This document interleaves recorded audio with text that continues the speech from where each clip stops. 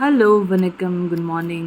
நவராத்திரி இன்னிலிருந்து ஆரம்பிக்குது. 22 September first day. Colour of the day is white.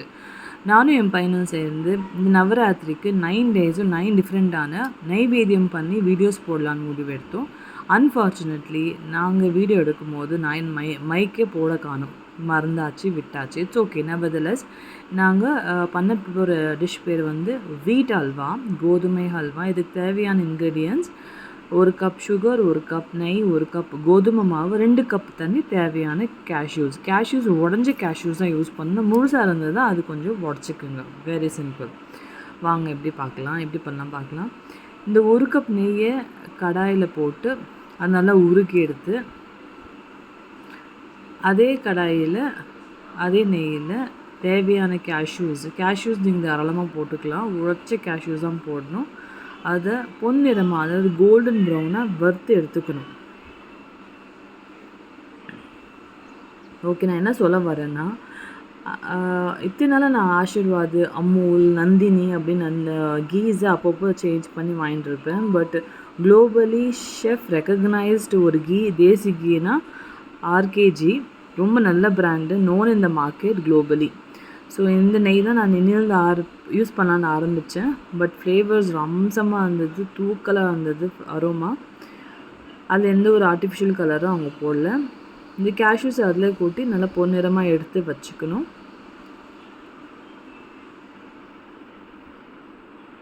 இந்த மாதிரி கோல்டன் ப்ரௌன் ஆனால் போதுங்க.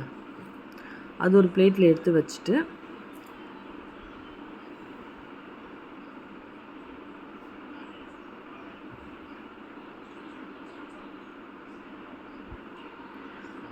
அந்த நெய் அதிலே இருக்கட்டும், எடுக்க வேண்டாம். அந்த நெய்யை வந்து கொஞ்சம் சிம்மில் வச்சுட்டு நல்லா சூடாக இருக்கும்.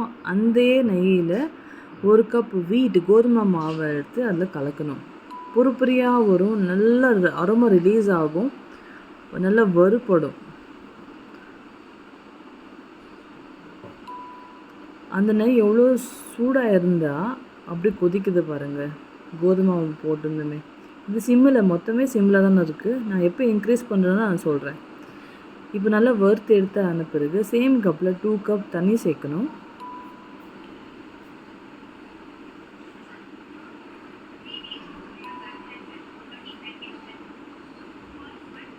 அது கலர் சேஞ்ச் ஆகும். வீட் வந்து கோதுமை மாவு கலர் வந்து லைட் ப்ரௌனாக சேஞ்ச் ஆகும். ஸோ இப்போ தண்ணி போடுற டைம் 2 கப் தண்ணி ஊற்றணும். ஃபஸ்ட் கப்பு குவிக்காக அப்சர்வ் ஆகிடும். That is the magic of this recipe. Observe ஆகிடுச்சு பாருங்கள். 2 கலர் தான் தண்ணி, சுத்தமாக காலியாங்க. இன்னொரு கப் தண்ணி ஊற்றி நல்லா கிண்டணும். அல்வா கன்சிஸ்டன்சி, நீங்கள் யாராவது அல்வா பண்ணுறதை பார்த்துருந்தா உங்களுக்கு புரியும் அது எப்படி வரும் அல்வா கன்சிஸ்டன்சி அப்படின்னா. மாவும் கடாயும் ஒட்டாது, தனித்தனியாக கலரணும். அந்த ப்ராசஸ் தான் இப்போ நடக்க போகுது பாருங்கள்.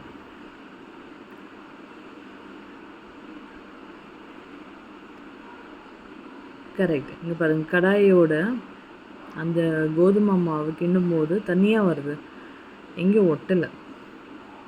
இது நல்லா அப்சர்வ் ஆன பிறகு, தண்ணி வெந்த பிறகு இதுக்கு இப்போ சுகர் போடணும்.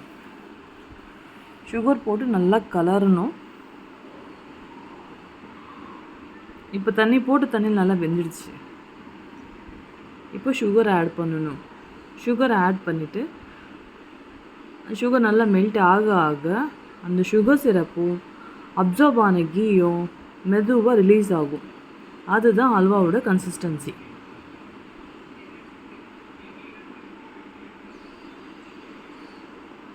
நம்ம பண்ணுறது என்ன, 1 கப்பு போட்டு தான் பண்ணுறோம். ஆனால் அதோட குவான்டிட்டி பாருங்கள், ஒரு 5-6 பேர் சாப்பிட்லாம். ஆல்ரைட், நல்லா மெல்ட் ஆகிடுச்சு. கீ ஸ்டார்டட் ரிலீஸிங் ஸ்லோவாக. இதோட நம்ம வறுத்து எடுத்தோமே அந்த கேஷ்யூஸும் போட்டு இறக்கணுமானா வீட் அல்வா ரெடிங்க. இன்றைக்கி ஃபர்ஸ்ட் டேக்கு எங்கள் வீட்டில் கொலுவுக்கு இந்த நைவேத்தியம் தான் வச்சு சாமி கும்பிட்டோம். உங்களுக்கு ஏன் தெரியுது halwa consistency? This is the halwa consistency. See you. Bye-bye.